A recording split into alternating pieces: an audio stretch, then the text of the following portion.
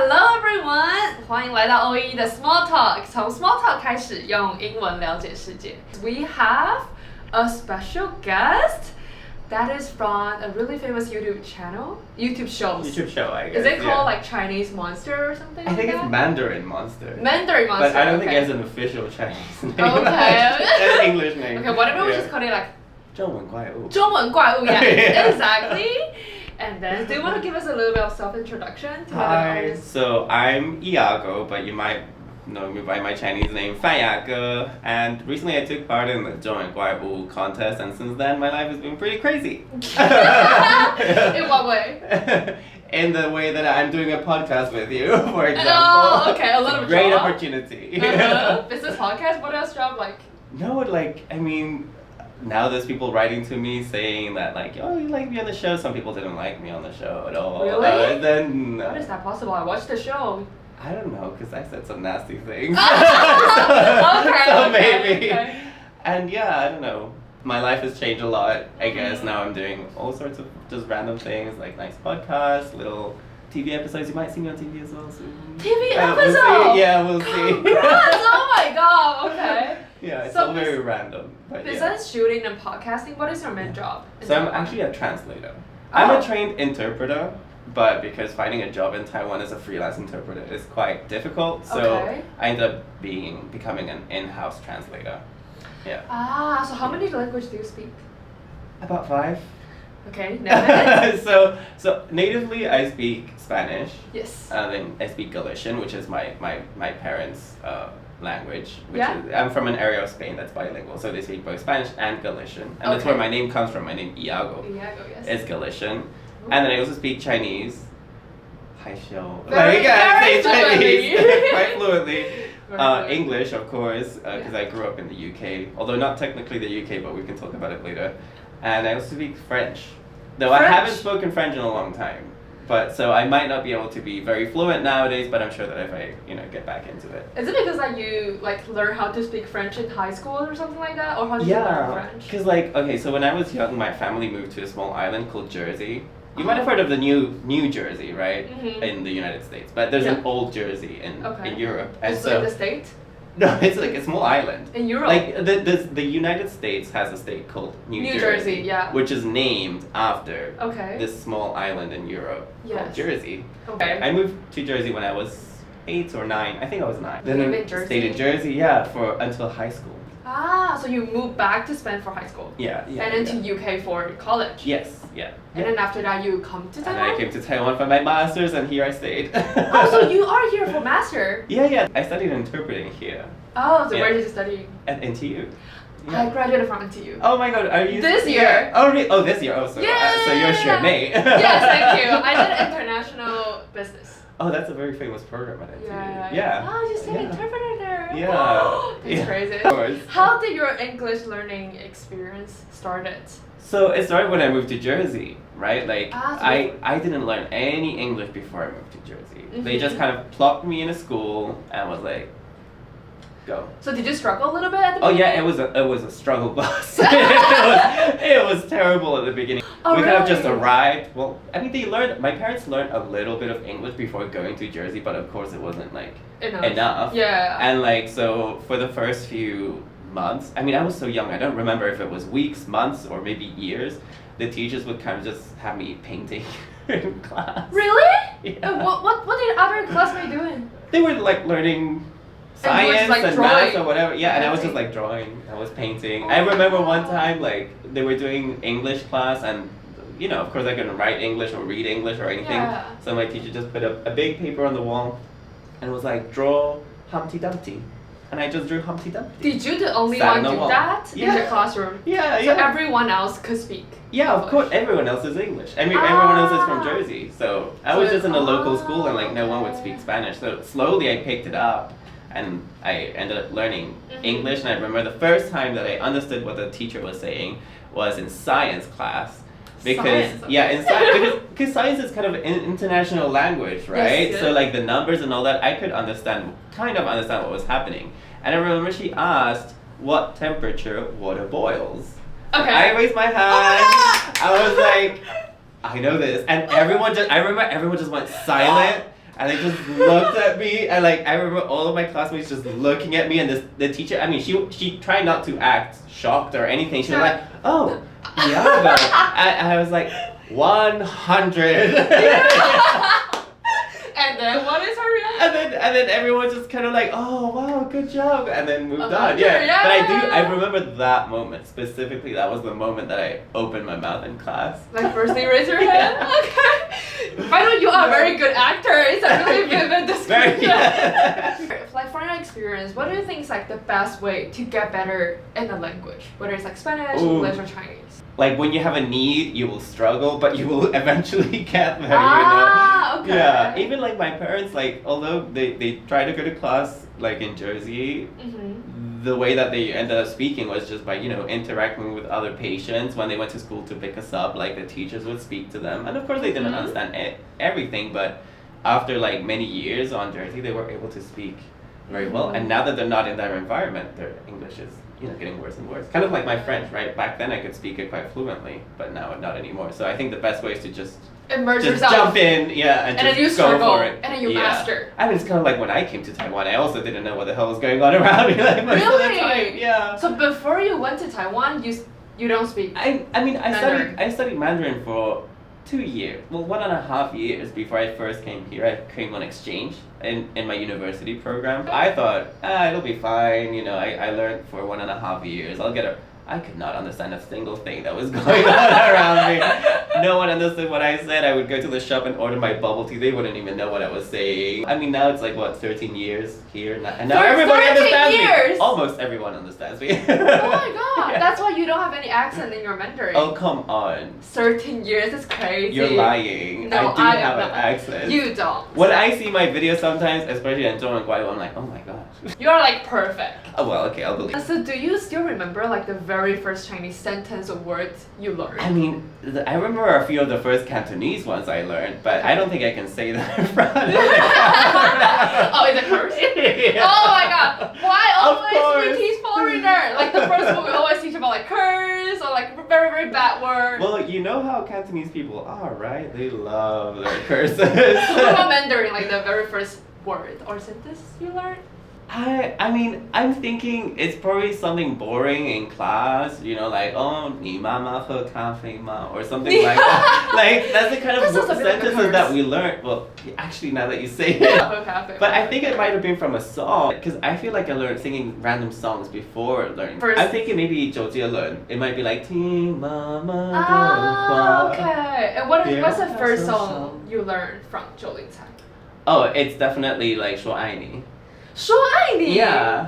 Really? I thought you would learn something like 大艺术家. No, 说爱你. Because I really like, I think that one might have been around that time. That one. Okay. Yeah, and it's filmed at like, the video clip is filmed at the Taipei 101 area in Xinyi. Oh, really? I think so. I thought you filmed in Czech.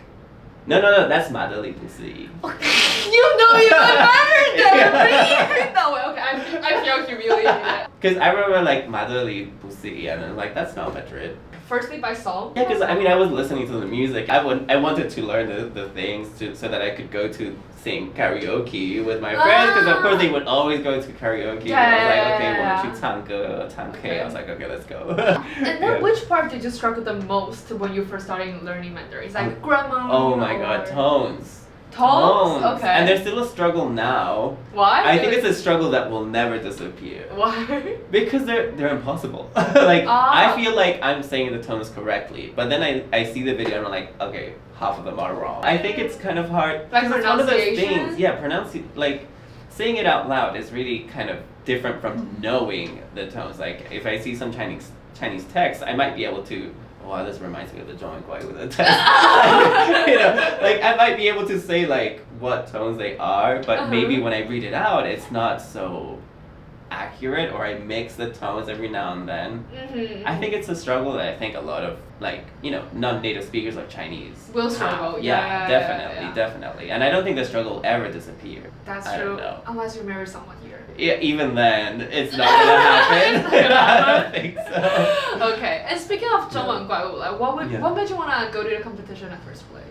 Why? I needed the money. Oh, they pay you a lot? No, but like the prize was like 30. The only reason I learned about this was because my friend was sent me a message and he said, oh, you can win 300,000 NT dollars. Okay, if I can get money, let's do it, you know? I like the idea, and like when I saw the sign-up sheet, you know, there was like decorations like, oh wow, this looks interesting, and like, you know, it's gonna be it's gonna be a show, like a reality show. I thought I love a reality show. I watched a lot of reality shows, especially when I was growing up. I would watch like, you know, Paris Hilton, The Simple Life, when Paris Hilton goes to the countryside. Okay. And like a lot of dating shows. You know, I like all those like old school reality TV shows.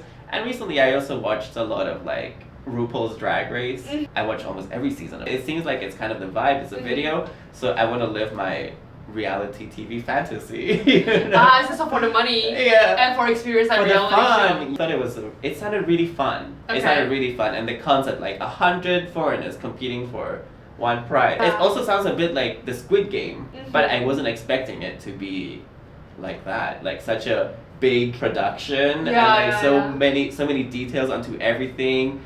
And like with so many days of filming, you became a celebrity after that. Well, I don't want to say that, but like I wasn't expecting so many people to watch it, right? And I know that Koo has a lot of followers. He's but I was expecting, you know, his followers to watch it and maybe some other people, but like not it seems like all of Taiwan. All of Taiwan was watching it, and outside of Taiwan, I feel like it was very successful. Right? I think a lot of people liked it, and I think a lot of people enjoyed it, and people online were talking about it. So it was very unexpected, but I was very pleasantly surprised that it was so successful. Because I think they put so much effort into it. And what was your feeling before going to the reality show? It's like, were you nervous or were you like more excited? I was really excited.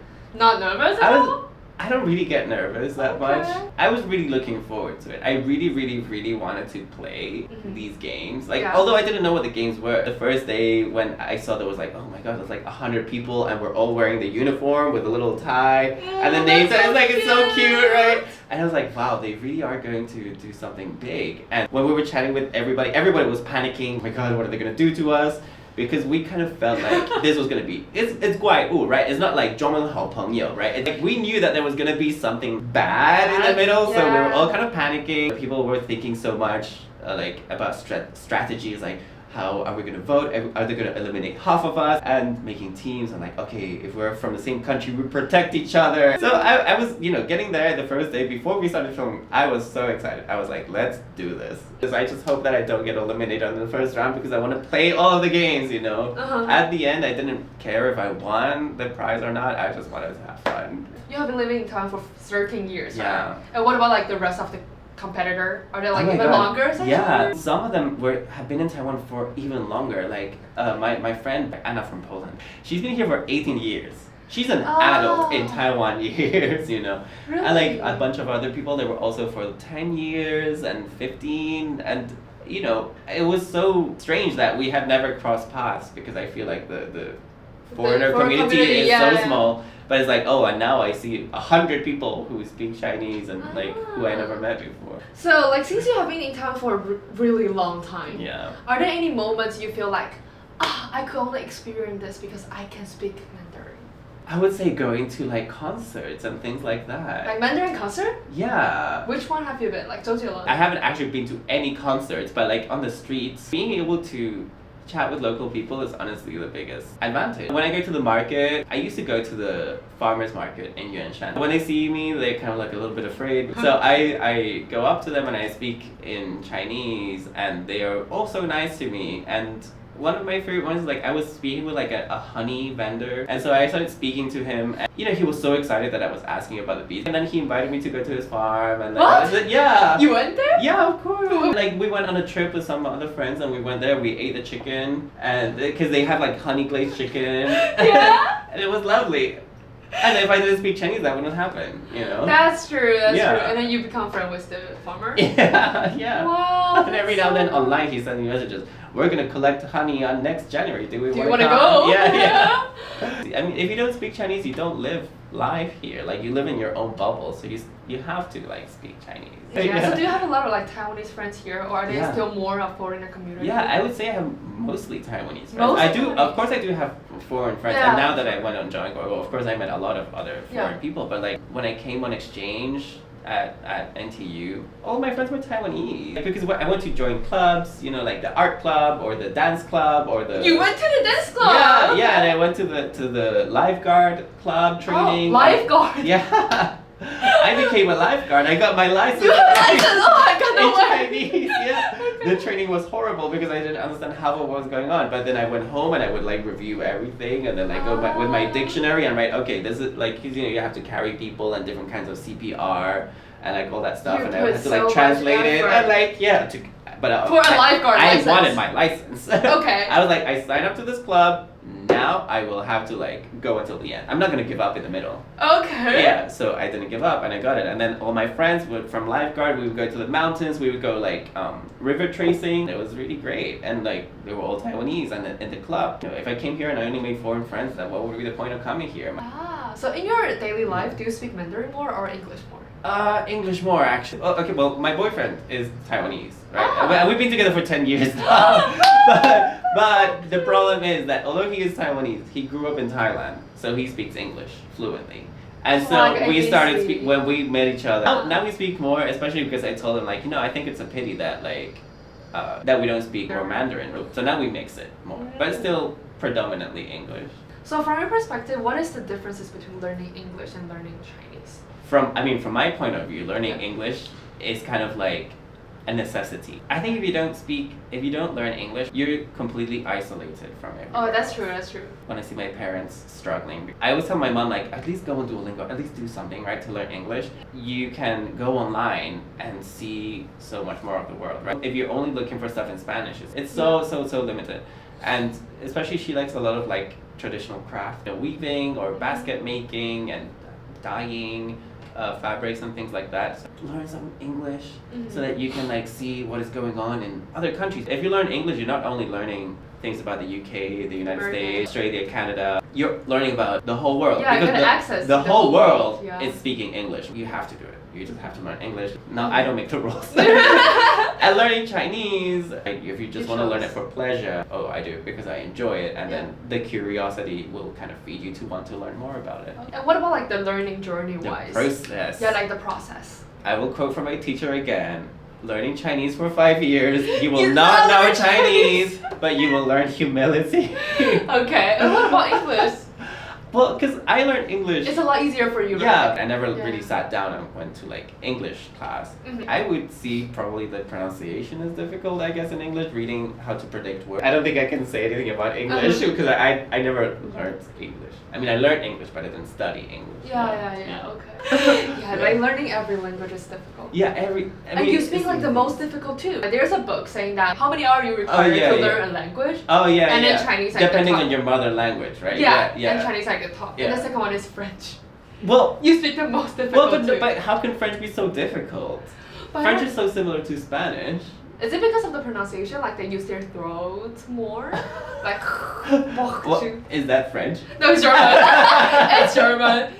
Yeah, like what is French so difficult? Yeah, I would imagine some other languages are more difficult for, at least for a Spanish speaker or for an English speaker, like maybe Swahili or like Oh yeah, that Arabic. could be possible. I feel like maybe some of the indigenous Taiwanese languages would be harder. Do you speak a little bit of Taiwanese? No. Like thank you. I know how to 假爸 boy, and I'm like, oh, 哦 假爸. ，oh, it's like basic greeting. Drink tea is ling te. Have you been to Tainan? Of course I've been to Thailand. And did you Yeah. speak Taiwanese today? No, absolutely not. But if I go to Thailand and I want to learn more Taiwanese, because I feel like now my Mandarin is at a point where like, okay, it's stable, right? Yeah. I want to learn more. I want to learn Taiwanese. I want to learn some indigenous language, like maybe Atayal, but it's part of Taiwan's culture as well. So like, I will never become fluent in Atayal, right? I hope to at least a little bit of the basics, a little bit of the things that make it so different from all the other languages. I mean, I studied linguistics. You sound like ambassador. Because I like languages a lot. Like I studied a lot of languages. Okay. Like I studied linguistics because I like seeing how all the different languages around the world Yeah. work or they develop and the history. I told you I speak 5 languages, but I also studied many more through my life that I don't speak anymore. Like I studied Latin, I studied Greek, I studied Finnish. What about Dutch? No, not Dutch. Dutch is ugly. We love Dutch. Love Dutch. So like, are there any moment that you feel like, yeah, I belong to Taiwan? or make you wanna stay, make you wanna like even master Chinese? Like, I think it's a lot of small things that end up making you feel like here is at home. There's not one moment, especially being here for such a long time, it's kind of more like gradually becoming at home, right? It's the small things in daily life. Like, I remember when I was on exchange, I was in some train station, I think it was Kaohsiung or Tainan. Some person asked me for money for the train. I was like, okay, I wasn't expecting them to ever return the money to me. And then months later, this is months later, okay? I was in the NTU campus, I was having my lunch, and this guy comes up to me, and he says, hey, this money is yours. And he gives me the money, I'm like, huh, what do you mean this is my money? He's like, yeah, you gave this to me in Tainan. That's crazy. That sounds like a movie plot.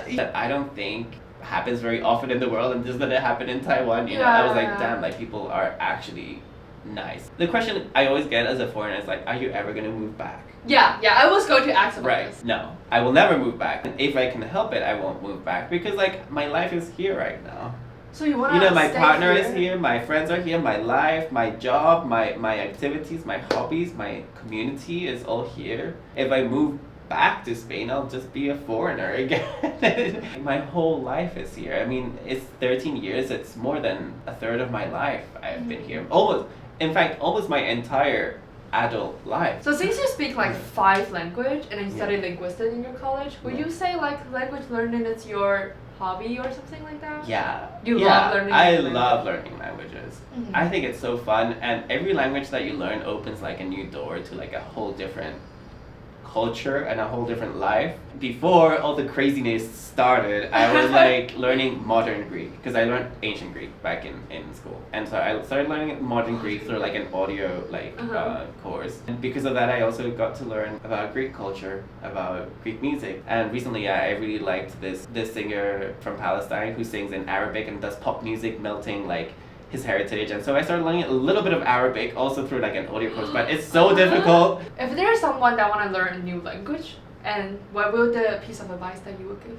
Don't give up. Don't give up? Don't give up. Keep struggling. Keep struggling. Struggling is fun. I think a lot of people... Struggling is fun? Struggling is fun. Why? Because without the struggle, that's pointless, right? If everything in life were easy, then what would the point of anything, right? Because I so philosophy. But things are hard, and life is hard, so do it. I think a lot of time people want the easy way, right? Oh, let's be fluent in like 3 days. Like, you know those books that are like, become fluent in English in 1 month. Yeah, and then another one like become fluent in 2 weeks. Become fluent in 5 minutes. There's always this kind of books. It's like exaggeration, right? It's not gonna happen. It's gonna be struggle, and you're gonna start by sucking. You're gonna suck at speaking the language, then you're gonna be bad at speaking the language, then you're gonna be mediocre. You know, you have to just accept that you'll be bad, and then you'll be better, and that's just part of it. Okay. And it's fun when you say things wrong. It's fun. That's why I wasn't afraid of going on like the TV show and saying bad Chinese, because whatever. I think it's great when foreign people come to Spain and they speak Spanish and you can barely understand what they're saying, but they're trying, so I appreciate it and I love it. So, you know, and don't fear mistakes. Yeah, actually, that's the advice. What? Do not be afraid of saying things wrong. Do not be afraid of making mistakes.